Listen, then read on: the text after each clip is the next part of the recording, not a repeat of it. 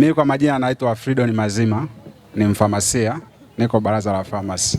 Kama unataka kwenda kusoma pharmacy, either ni kwa diploma au ni degree, ili uweze kuwa mtaalamu wa dawa kama sisi hapa, uweze kuwa mfamasia, unapaswa usome masomo ya science. Sawa?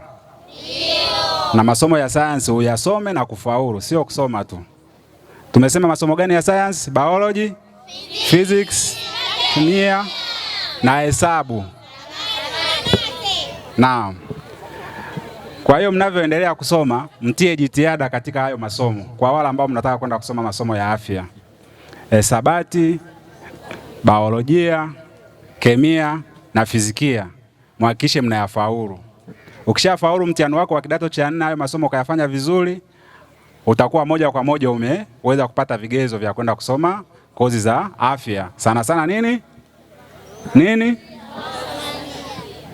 Ili na nyie muwe wataalamu wa kuweza kutoa huduma kwa jamii. Kama kule mnapoenda hospitalini mkapata huduma za dawa, na nyie mnaweza mkawa wataalamu kama hao wanaokuwa wanatoa hizo huduma.